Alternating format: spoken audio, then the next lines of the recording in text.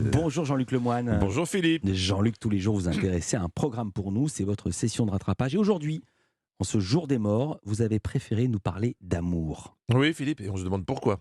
Donc j'ai regardé L'amour est dans le pré, qui a encore cartonné cette semaine. Et ça a commencé avec nos chouchous de la saison, Jean et Laurence, qui pour la première fois prenaient l'avion direction Rome. Et ce qui a le plus surpris Jean à son arrivée, c'est qu'à Rome, il y a quand même pas mal d'Italiens. Con italien? Sì, Italien, oui? italiano. Ah oui, d'accord. È la prima volta, la première in Roma. D'accord. Quand on te demande si c'est la première fois que tu viens à Rome et que tu réponds « D'accord », c'est qu'il y a un petit déficit au niveau de la langue. Mais bon, le chauffeur va quand même tout tenter pour nouer le contact, à commencer par l'anglais en leur indiquant le mot de passe Wi-Fi du taxi. La password del wifi D'accord, des bonbons. è la seconda basilica più grande di Roma. D'Europe. 40 minuti. 25 minutes? Sì, Yes. 40. Tu vois, pour la 25 minutes. Bon, le chauffeur a fini par sauter de la voiture sur l'autoroute. Laurence, c'est cette candidate qui a eu la bonne idée de participer à l'émission en étant en arrêt maladie depuis 6 mois. oui. Voilà. Elle s'est dit, sur M6 en prime time, je pense que personne ne va me voir. Bien joué.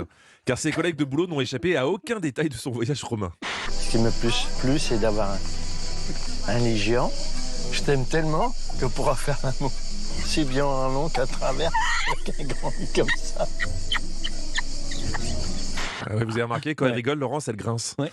Mais ça, c'est rien. Un petit coup de burette et ça devrait se dégripper. Donc, ça s'est bien passé pour Jean et Laurence. Car quand tu approches de la fin de la saison, l'enjeu pour les candidats, c'est plus l'amour est dans le pré, c'est l'amour est dans le lit.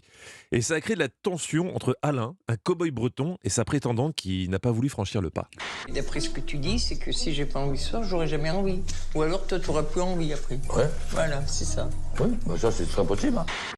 Alors, pour l'image, c'est pas top. Un cow-boy à queue de cheval qui fait la tronche juste parce qu'il a les patates dans le sac, on n'est pas dans l'émission romantique qu'on nous vend avec du Michael Bublé. Non, on est très loin. Heureusement, Karine Le Marchand réussit à présenter les choses de manière beaucoup plus poétique.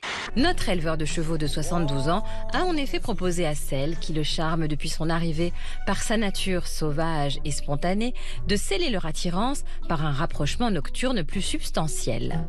Voilà, on dit plus un rapport sexuel, on dit un rapprochement nocturne plus substantiel. Comme on ne fait plus de bisous, on fait un contact interlabial simultané. Tiens, petit quiz. D'après vous, c'est quoi une salade de phalange à objectif locomoteur? Ça a l'air dégueulasse ça. Ouais. Eh ben non, c'est une promenade main dans la main. Et un concours mucolingual inversé à visée récréative. J'ose rien dire. Ouais, non, moi non plus, je vais pas le dire celui-là. Ça devient sale. Karine Le Marchand, niveau présentation des choses, il n'y a pas mieux. Là, elle nous parlait d'un agriculteur, Thierry, qui venait de se faire plaquer par sa dernière prétendante. L'arc-en-ciel de l'amour s'est évanoui avant même que Thierry n'ait pu s'émerveiller devant toutes ses couleurs. C'est pas possible, ça doit être des paris que Karine fait avec des potes.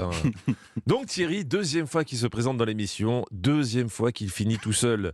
Pour ceux qui ne le remettent pas, il a une particularité, un petit tic de langage qui franchement s'entend à peine. Y'a quelqu'un? Oh, coquette nous sort. Aucun ne sort, c'est pas vrai. Oh, Karina. Ah, Coquette nous sort. non, moi, c'est ou lourd, en hein. cours. Mais oui. Coquette nous sort. J'ai fait mon adolescence là avec Sylviane. Coquette nous sort. Je sais pas si c'est une des explications de son célibat prolongé, mais t'as des coquins de sort toutes les deux phrases. Coquin de sort pour Thierry, c'est comme le verbe schtroumpfer pour les schtroumpfs. Ça marche pour tout. Il faut juste sentir la nuance dans l'intonation. Là, la tristesse. C'est fini là. Oh, coquine de sort. Et enfin, je voudrais finir sur Guillaume, un éleveur très timide qui ose pas conclure avec sa prétendante, malgré les encouragements de ses potes qui lui disent « Allez, vas-y, ce soir, vas-y, va dans sa chambre ». Enfin, ça, c'est mon résumé. Version Karine Le Marchand, ça donne ça.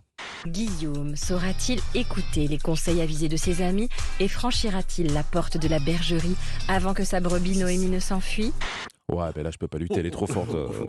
Finalement, Guillaume va vaincre sa timidité et faire le plus beau compliment à Noémie. Ça m'impressionne parce que pour une fille célibataire, 28 ans, se lancer déjà là-dedans, faut avoir des couilles. Essaye de traduire ça, Karine. L'élégance, Jean-Luc. Merci beaucoup, Jean-Luc Lemoine. On vous retrouve demain, on vous retrouve en spectacle au Théâtre La République. Le République, pardon, les vendredis et les samedis. C'est jusqu'au 5 novembre. On en est ravis pour vous.